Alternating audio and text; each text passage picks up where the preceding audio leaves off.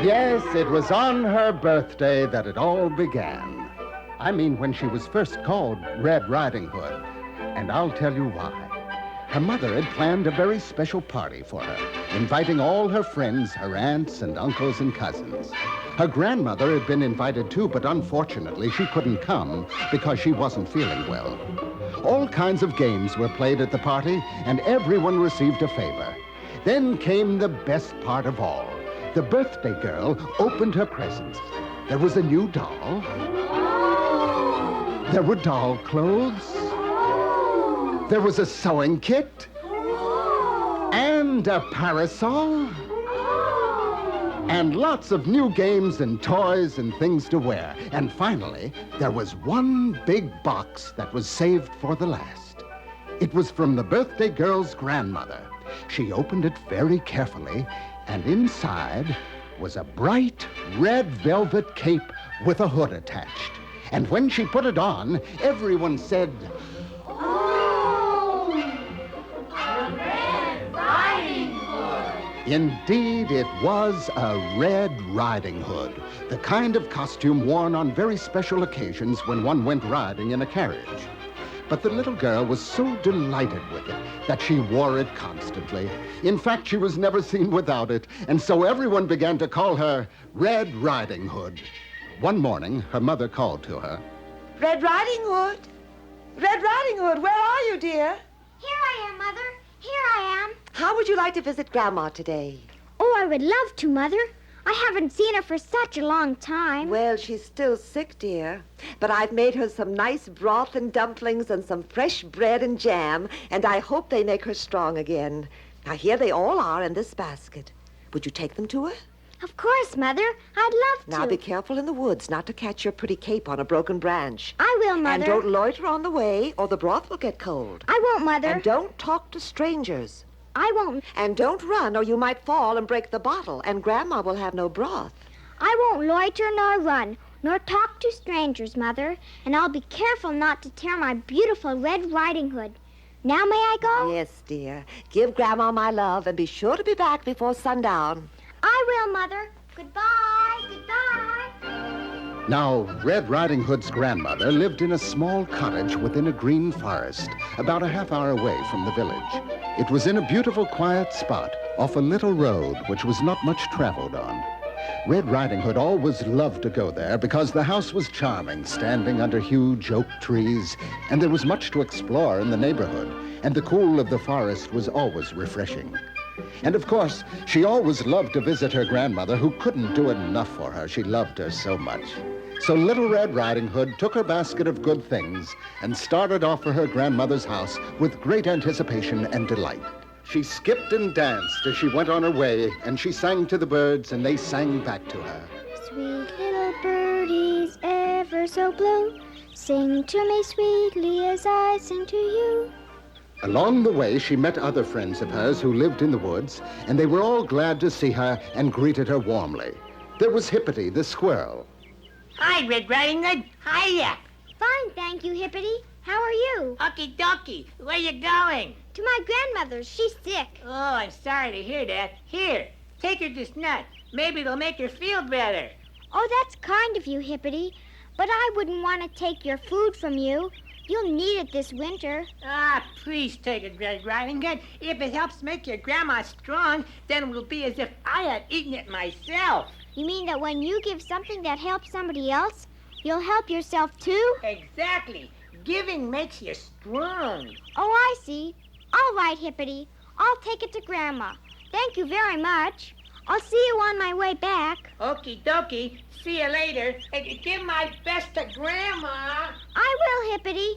You've already given your best, but I'll give it again. Goodbye.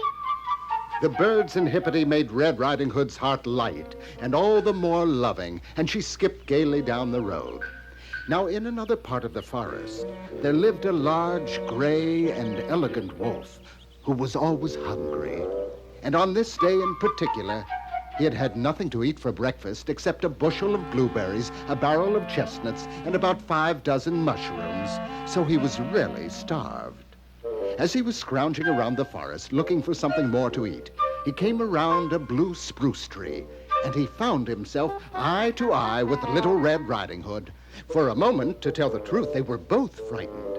But then Red Riding Hood, who was feeling quite full of love and friendliness today, forgot her mother's warning about not talking to strangers, and she walked toward him and she said, Good morning, Mr. Wolf. and the wolf, with great courtesy, said, Good morning, Miss Red Riding Hood. How did you know my name? How? Why, because of the beautiful Red Riding Hood you are wearing. How becoming it is, my dear. Thank you. My grandmother made it for me. Oh, how kind she must be, my dear. Yes, she is the kindest and the best grandma in the whole world. Oh, yeah. But alas, she's been sick, and I'm going to visit her. Oh, how thoughtful you are, my dear. Where does she live? About a quarter of a mile away.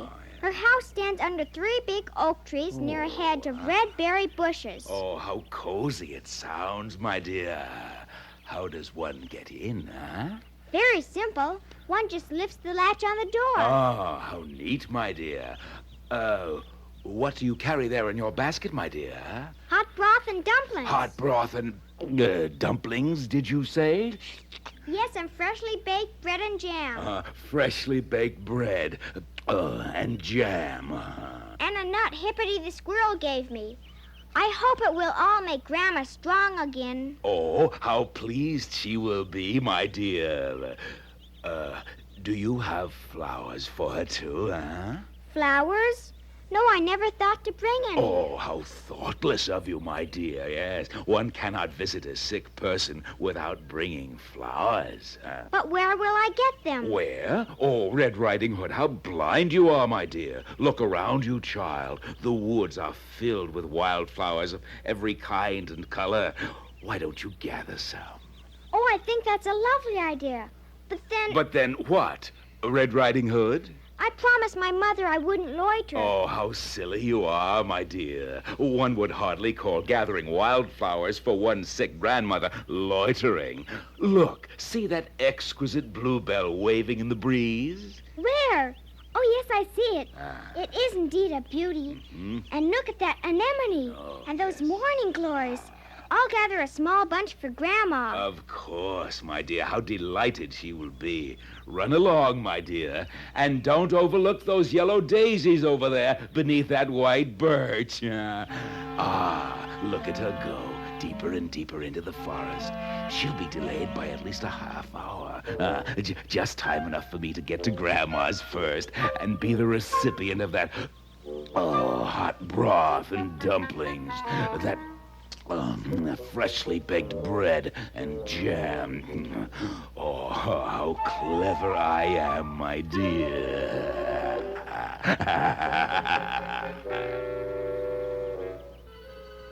And so Red Riding Hood wandered off among the trees, picking wildflowers. Each time she picked one, she always saw another prettier one farther on.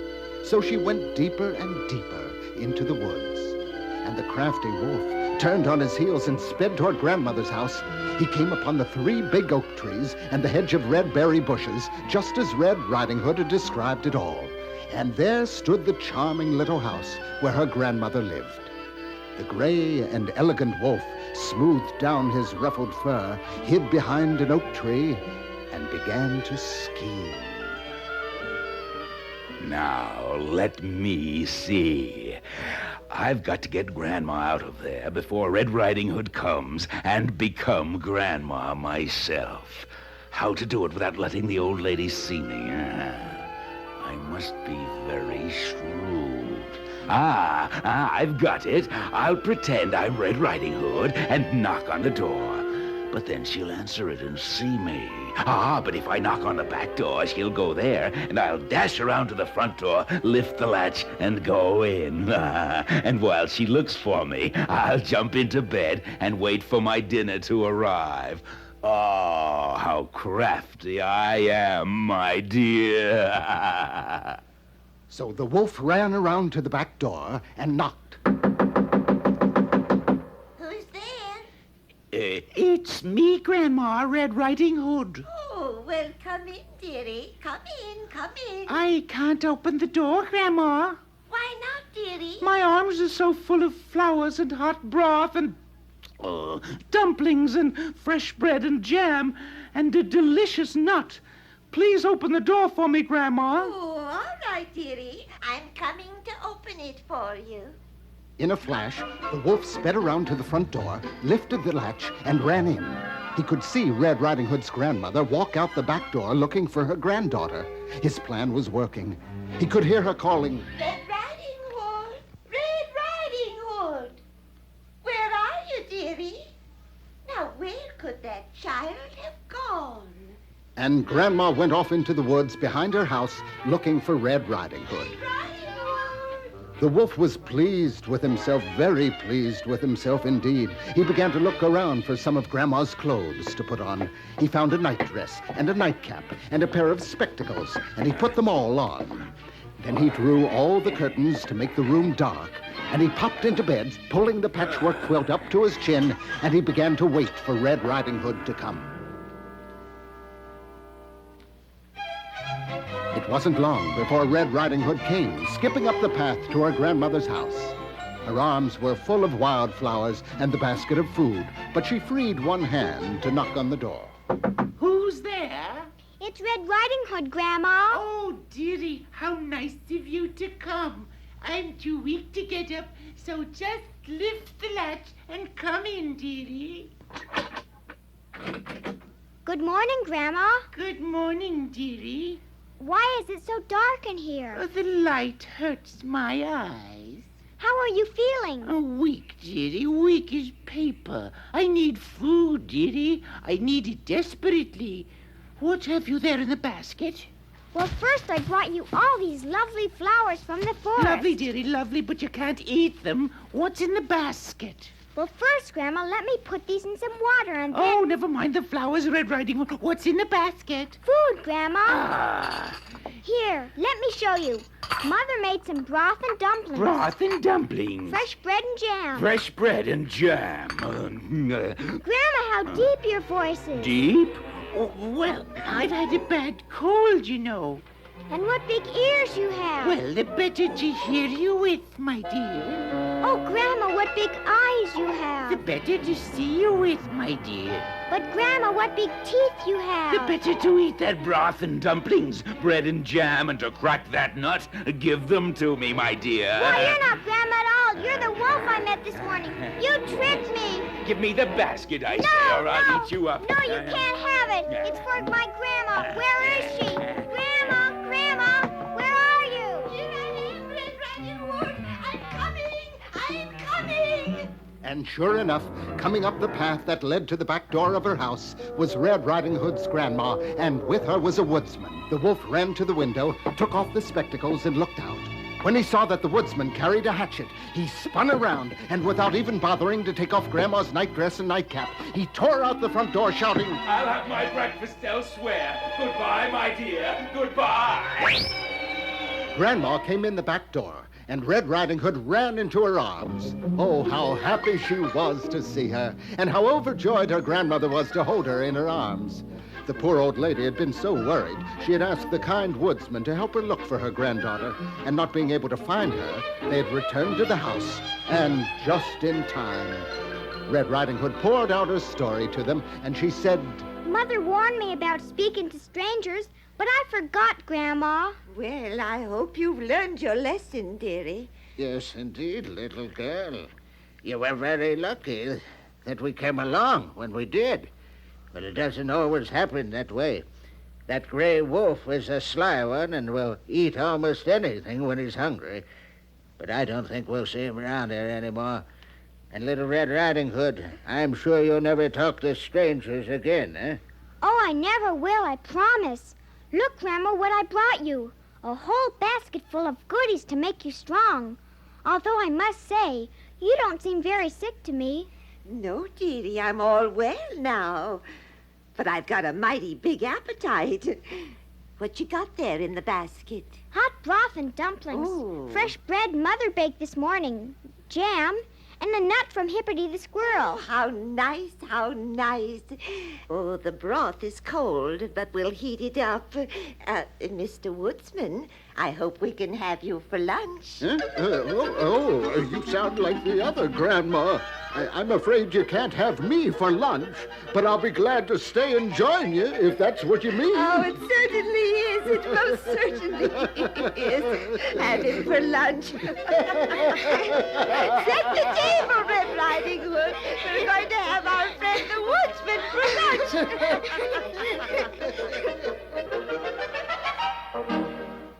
Oh, how hungry I am, my dear.